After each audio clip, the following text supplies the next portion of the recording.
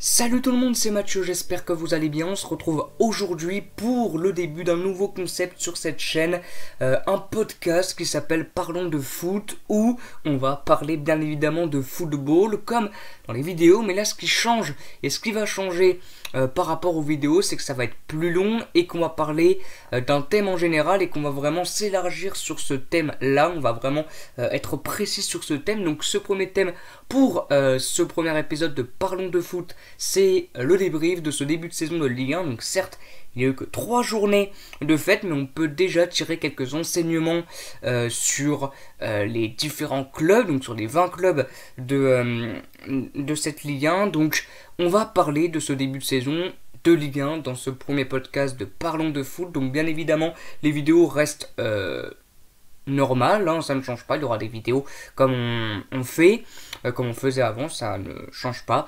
Et donc ce podcast là sortira une fois par semaine ou une fois toutes les 2 semaines, où il y aura toujours un thème différent. Et donc le premier thème, c'est le débrief de ce début de saison de Ligue 1. Donc n'hésitez pas à dire vous dans l'espace commentaire votre ressenti sur ce début de Ligue 1. Donc il n'y a eu que 3 journées, la 4e commence vendredi avec en ouverture Nantes-Lyon et en clôture Reims-Paris Saint-Germain avec, on l'espère, la première de Léo Messi.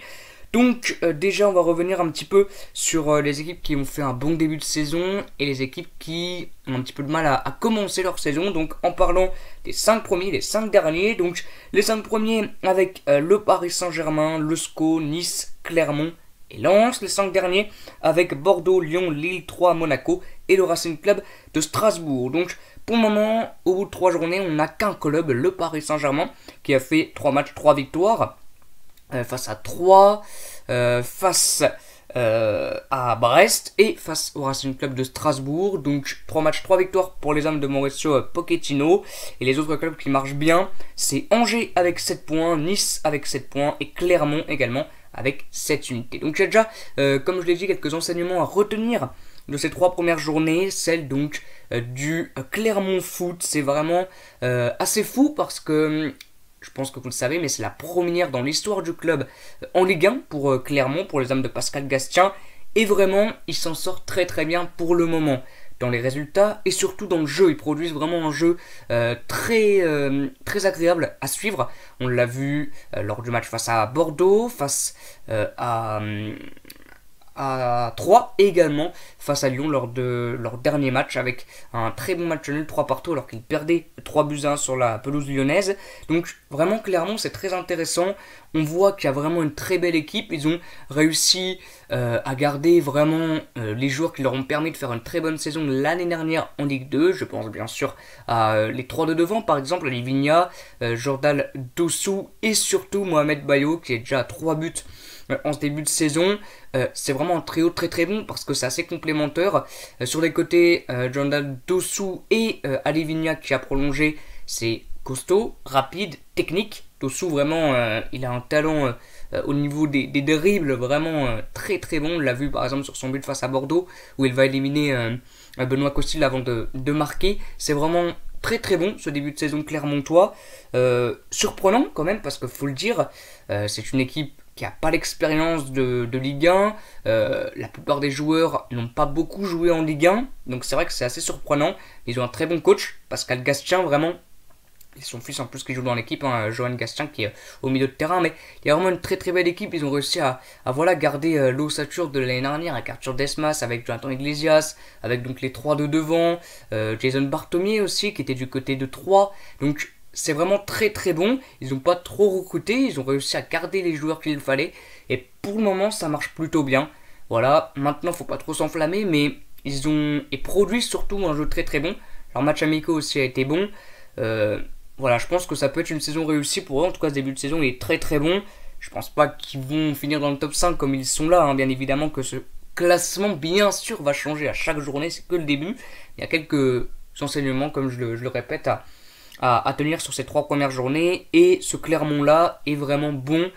Très très bon depuis le début de saison, donc c'est vraiment assez surprenant. On peut continuer sur les équipes qui nous surprennent avec Angers. Alors Angers, ça nous surprend plus trop parce que depuis plusieurs saisons c'est vraiment bon. Là ils ont un nouvel entraîneur, c'est la première fois depuis qu'ils sont remontés en Ligue 1 qu'ils jouent avec un nouvel entraîneur qui est Gérald Batic, l'ancien de Lyon, qui était adjoint à Lyon, à la place donc de Stéphane Moulin. C'est vraiment un gros changement parce que Moulin, ça faisait plus de 11 ans qu'il était au club.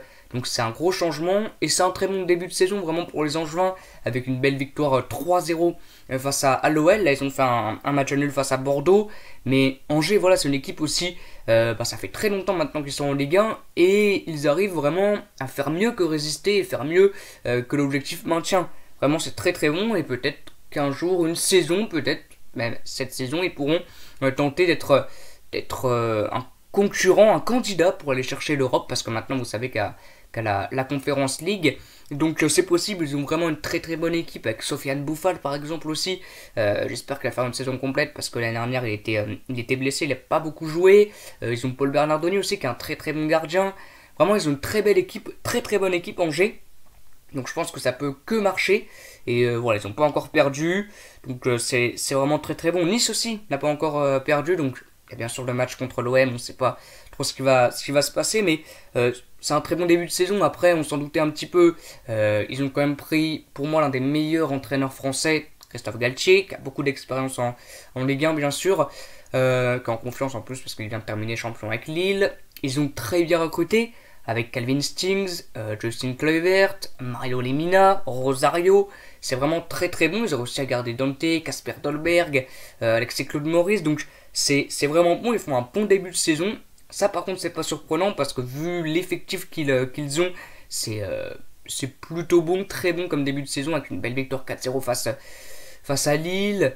C'est vrai que le premier match, on était déçus quand même parce que c'est le seul 0-0 de ce début de saison face à Reims. Il n'y a eu un seul 0-0 sur les 3 journées. C'était Nice-Reims. Donc c'est un petit peu dommage parce que on se serait dit quand même avec l'effectif qu'ils ont, Nice aurait pu tout de suite aller chercher une première victoire. Donc on s'est dit ça sera peut-être comme les autres années. Mais après ils ont été chercher la très large victoire 4-0 du côté de Pierre Monroy. Et là on a vu vraiment que la saison était lancée. Après il, pour le moment, gagne face à Marseille, parce que le match n'a pas pu se terminer. On ne sait pas du tout comment ça va se finir, cette histoire-là. Mais c'est vrai que Nice fait pour le moment un bon début de saison. Et puis, ça va être une des équipes à suivre, bien évidemment. On va rester en positif encore avec le Racing Club de Lens aussi, qui fait un très bon début de saison. Qui a fait une belle victoire face à Monaco. C'est vrai que c'est bon, c'est très bon du côté de Lens. Franck Hez, il met un jeu très intéressant aussi avec... pour moi, c'est l'équipe vraiment qui arrive le mieux à jouer avec ses 5 derrière. Alors c'est plus une défense à 3 pour moi qu'une défense à 5, comme l'a dit Thierry Henry aussi à la fin du match face à Monaco. Mais on a sur les côtés Jonathan Klaus côté droit, Machado côté gauche qui montent énormément, qui font vraiment les rôles de piston. Ces deux joueurs qui ont le coffre pour ça, qui ont de la vitesse. C'est très intelligent d'avoir été chercher Machado du côté de Toulouse, qui a fait une très bonne saison de l'année dernière. Donc c'est vraiment bon. Et puis Jonathan Klaus, très très bon aussi, bien évidemment, révélation de l'année dernière. Mais c'est vrai que sur les côtés ça marche très très bien. Leur défense à 3 elle est plutôt costaud avec alors il y a Christopher Wu, il n'a pas joué le dernier match. Il y a Kevin Fortes. Alors, il y a plusieurs très bons joueurs en défense centrale, donc c'est costaud. Et puis devant, il s'appuie encore sur son trio offensif, Gaël Kakuta, Kanago et puis Florian Sotoka. Ça marche vraiment très très bien. Et puis au milieu de terrain, vraiment très bon, Sissoko. Seko Fofana, pardon. Seko Fofana. Très très bon, Seko Fofana, vraiment. C'est un très très bon joueur. Je crois qu'il est capitaine en plus à la place de Cahuzac. Et c'est vraiment très très bon. Ils l'ont acheté l'année dernière. Et ils sont pas déçus vraiment de tout cet achat. Parce que c'est très très bon. Il fait un bon début de saison. On va continuer. On va dire encore un dernier mot sur l'équipe positive. En tout cas, qui fait un très bon début de saison. Ensuite, on parlera un petit peu de l'OM. Le Stade Rennais aussi. Vraiment le Stade Rennais, c'est dans la continuité de toute manière le Stade Rennais parce que ils ont fait depuis plusieurs saisons, maintenant 4 ans je crois d'affilée, qu'ils sont en Europe. Là il faut qu'ils jouent encore ce soir face à Rosenborg. Mais c'est vrai que pour le match retour de la Ligue Europa Conférence pour être présent au tirage au sort. Mais c'est vrai que c'est vraiment bon, c'est la continuité depuis qu'ils ont gagné la Coupe de France.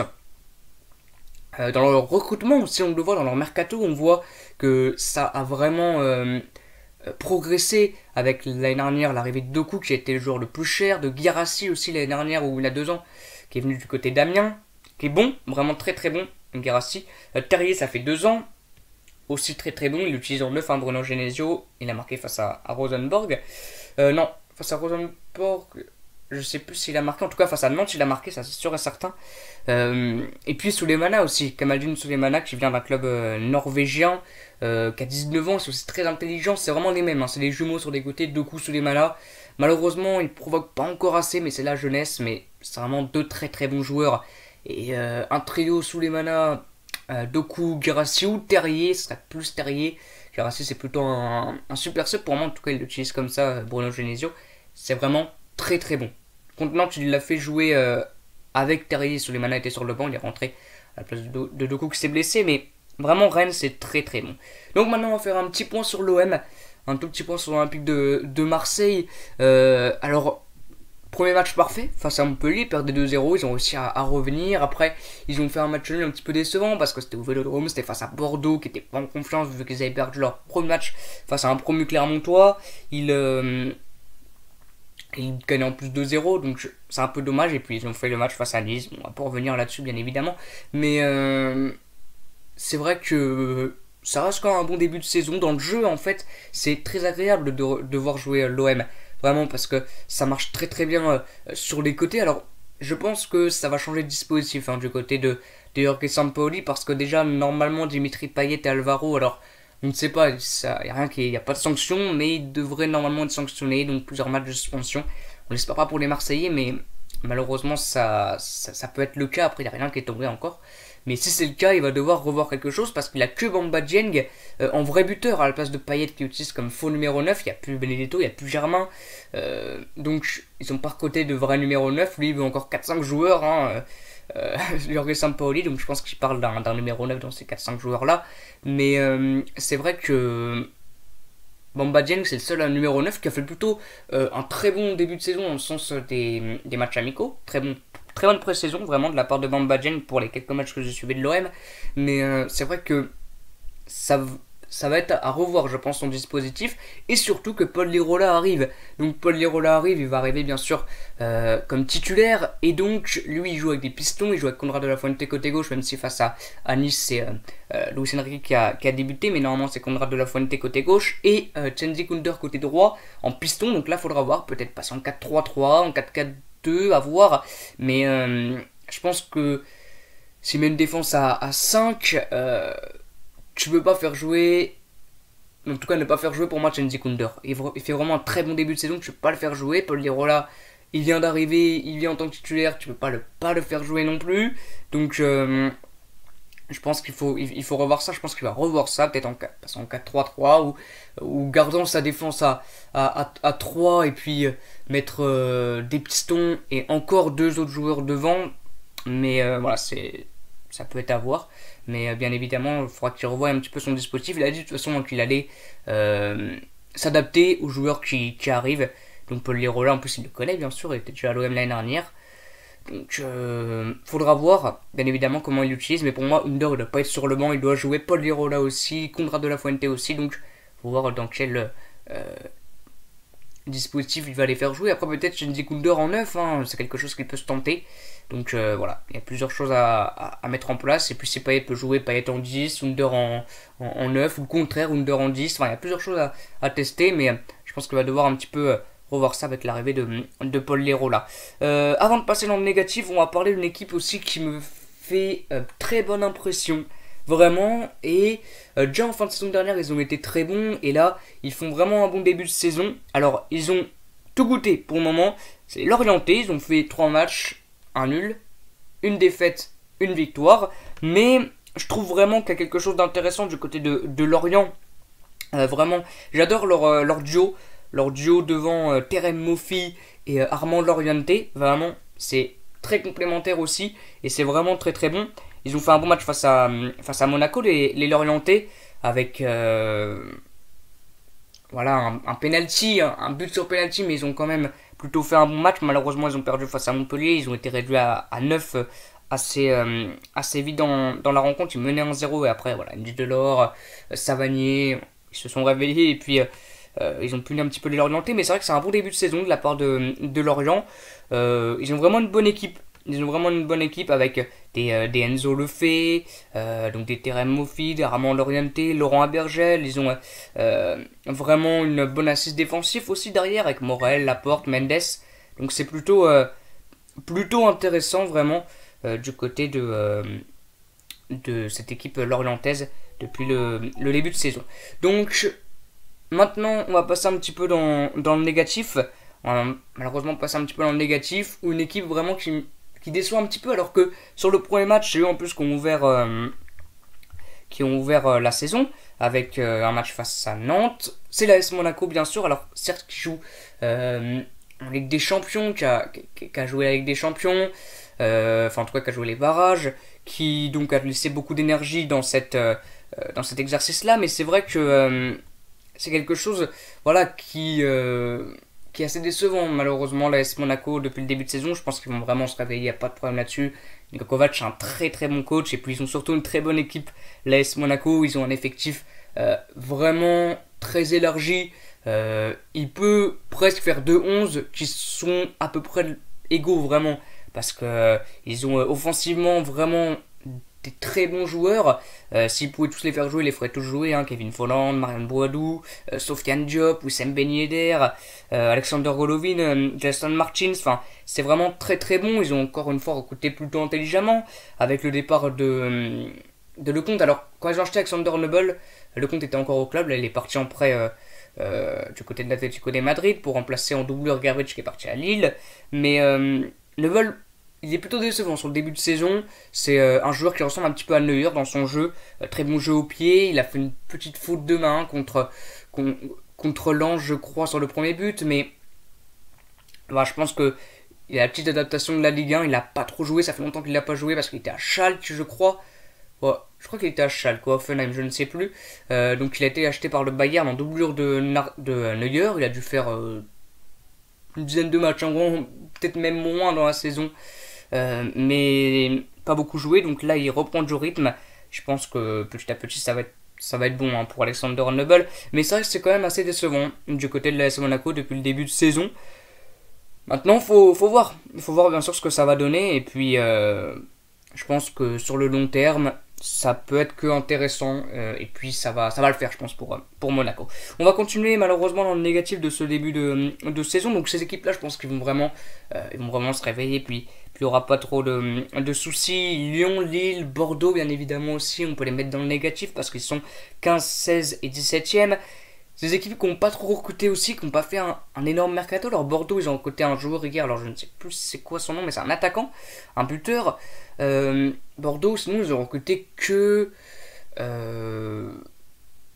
Bordeaux, ils ont recruté Pembele, Timothy Pembele du Paris Saint-Germain, mais sinon ils n'ont vraiment pas beaucoup recruté, alors qu'ils avaient besoin, je pense, de recruter. Il y a Petrovic qui est arrivé, l'ancien sélectionneur de la Suisse, mais ils avaient vraiment besoin vraiment de recruter Bordeaux. Ils ne l'ont pas fait, donc malheureusement c'est un début de saison assez compliqué.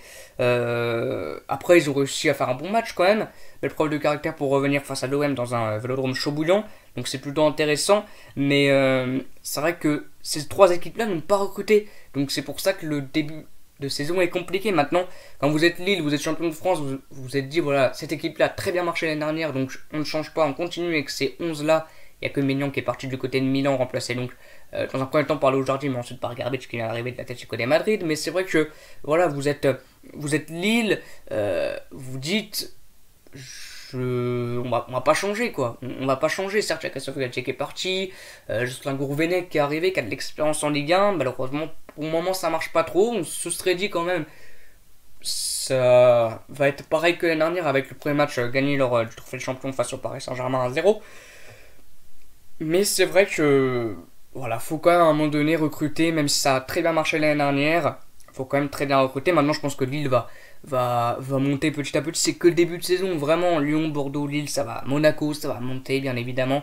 Les équipes aussi dans le positif vont peut-être malheureusement descendre, enfin voilà, mais je pense que ça va aller sans problème. Mais c'est vrai que le début de saison est quand même un petit peu décevant. Lyon, bien sûr, ils n'ont pas trop recruté, donc là il y a quand même l'arrivée d'Emerson avec Xherdan Shaqiri. C'est très intelligent vraiment de la part des Lyonnais d'avoir été chercher Emerson en prêt. Et surtout Shaqiri, qui n'avait plus du tout de temps de jeu à Liverpool, et puis qui est un joueur qui en mérite vraiment du temps de jeu. C'est un très bon joueur, le Suisse. Donc vraiment, c'est très intelligent de la part de Lyon d'avoir été chercher ce joueur-là, Xherdan Shaqiri, pour 6 millions ou 11 millions, je sais plus, un bonus, mais vraiment c'est très intelligent. Donc c'est un joueur qui va faire du bien, je pense, devant, parce qu'un trio Shaqiri, Carter Ekambi et Moussa Dembélé, ça peut être pas mal. Et puis à Lyon, il y a vraiment de belles choses à faire. On a vu le but pour moi, c'était que la troisième journée, et c'est déjà le plus beau but collectif de la saison. Pour moi, tu ne peux pas faire plus beau que ce but-là. Si vous ne l'avez pas vu, au moins je vous invite à aller le voir. C'est le troisième but du match entre Lyon et Clermont pour l'Olympique Lyonnais. Un but vraiment exceptionnel, à montrer dans toutes les écoles de foot, où Oussema Aouar, Bruno Guimaraes et Lucas Paqueta font 2-1-2 entre eux. Enfin, c'est vraiment très très bon entre les défenses, travail d'entraînement, je pense, avec Peter Bosz. Mais ça va aller pour Lyon, je pense qu'il n'y a pas trop de soucis à se faire. C'est, voilà, faut rentrer vraiment dans la saison. Il y a un nouvel entraîneur, il y a un nouvel environnement, il y a plusieurs choses à voir, bien évidemment. Mais je pense qu'il n'y a pas trop de soucis là-dessus, que ça va aller pour Lyon, pour Lille et pour Bordeaux. On va finir sur quelques autres clubs, comme l'AS Saint-Etienne par exemple. J'ai fait une vidéo avant-hier sur Etienne Green, qui va, je pense, rester dans le but stéphanois, qui a prolongé en plus il n'y a pas si longtemps. Saint-Etienne, c'est intéressant, vraiment. Claude Puel, il fait confiance aux jeunes avec Sceaux. C'est Douceau qui a marqué face à Monaco, qui est vraiment costaud défensivement. Arnaud Nordin, bon, il est jeune, mais ça fait longtemps qu'il est au club, donc ils le connaissent maintenant. Wabi Kazri, vraiment, faut lui faire confiance à Wabi Kazri, parce qu'il est très très bon. Il a pas eu beaucoup de temps de jeu les dernières saisons avec Claude Puel, qui a mis un petit peu sur le banc comme Riyad Boudbouz. Je sais même plus s'il est encore à Saint-Etienne, Riyad Boudbouz, mais c'est vraiment très très fort, hein, Wabi Kazri. Il faut vraiment lui donner du temps de jeu, et il va aider Saint-Etienne à faire quelque chose cette saison. Moi vraiment, Saint-Etienne, je les vois faire quelque chose cette saison, les Verts. Donc maintenant, sur ce début de saison, je vais vous dire les équipes vraiment pour moi qui vont faire une très bonne saison, tout simplement pour moi. Donc le Paris Saint-Germain, bien sûr. Nice, je pense, fera une bonne saison. En tout cas, sur ce début de saison, c'est plutôt encourageant. Rennes, Lens. Je pense que Lorient aussi devrait se maintenir assez tôt. En tout cas, sur ce qu'on voit sur ce début de saison, c'est plutôt intéressant. Maintenant, on pourrait se méfier sur des équipes comme Strasbourg. Mais bon, quand vous avez quand même des attaquants qui s'appellent Camero, Diallo et Ajorc, offensivement, je pense que vous êtes pas mal. Donc il faudra quand même se méfier, être en tout cas prudent au niveau de la descente pour Strasbourg sur le début de saison. Brest, faut voir, mais je pense qu'il y a vraiment quelque chose à faire, hein, du côté de Brest, du côté de Terzakarian. Pour moi, il n'y a pas trop d'équipes qui m'ont vraiment déçu, à part les équipes comme Lyon, Bordeaux, Lille, Monaco, parce qu'on les voyait vraiment plus haut sur ce début de saison. Mais en tout cas, ce début de saison en Ligue 1, il est très très bon. On a vu beaucoup de matchs prolifiques avec des 3-3, des 3-2, des 4-2. Il n'y a que eu 1-0-0, donc là on voit vraiment que le début de saison est pas mal. C'est entre Nice et Reims. Mais vraiment, je pense que ça va être une belle saison. Voilà, il y a plusieurs joueurs qui découvrent la Ligue 1, bien sûr, Lionel Messi, Marion Boadou, Alexander Nubel, voilà, Kamaldeen Sulemana aussi, donc ils découvrent la Ligue 1 et on les découvre également. Donc ça va être vraiment une bonne saison à suivre, je pense, cette année. Et plus les années passent, plus la Ligue 1 devient de plus en plus intéressante. Elle va être de plus en plus suivie avec l'arrivée de Messi, donc ça va être plutôt intéressant. Dernier petit point aussi à voir, c'est le fait qu'il y a encore quelques années, il y avait pour moi vraiment une très très grosse différence de niveau entre la Ligue 2 et la Ligue 1, où presque tu montais en Ligue 2, en Ligue 1, tu étais donc promu, tu descendais direct en Ligue 2, là c'est pour moi plus le cas. Vraiment maintenant c'est bien, parce que ça recrute fort les clubs qui montent de Ligue 2 à Ligue 1, et puis ça reste longtemps en Ligue 1, ça travaille bien en Ligue 1, donc des équipes comme Brest, ça fait longtemps qu'ils sont en Ligue 1, Metz, ça fait longtemps qu'ils sont en Ligue 1, je pense que Clermont, ils vont durer longtemps en Ligue 1, Angers bien sûr, Angers je pense, cette année je les vois peut-être aller en Europe, hein, vraiment, parce qu'ils ont vraiment une bonne équipe. Ce sera un petit peu s'enflammer parce que c'est que le début de saison et que certes ils ont 7 points, mais je les vois quand même faire une très très bonne saison, je pense, Angers. Donc voilà, vraiment c'est plutôt intéressant, le fait que maintenant il n'y a plus une grosse différence de niveau entre la Ligue 2 et la Ligue 1. Bien sûr, si vous faites jouer Nancy contre le Paris Saint-Germain, bon, normalement c'est du tout que pour le PSG, mais je pense quand même qu'on voit aussi en coupe, même si c'est pas les équipes type, voilà, il y a beaucoup de surprises aussi, donc je pense vraiment que ça a changé ce niveau-là, entre la Ligue 2 et la Ligue 1. Voilà. Donc, c'est le premier podcast de la chaîne, donc sur ce thème début de la saison en Ligue 1. Donc voilà, le premier podcast Parlons de foot. Donc je la mets en avant-première, hein, donc vous le voyez. Donc ce sera en direct, n'hésitez pas dans le chat à mettre votre avis et puis ensuite en commentaire à mettre votre avis sur cette vidéo et sur ce début de saison en Ligue 1. Voilà. Donc moi je vous dis à bientôt pour une nouvelle vidéo et je vous dis bon week-end foot et à bientôt. Ciao.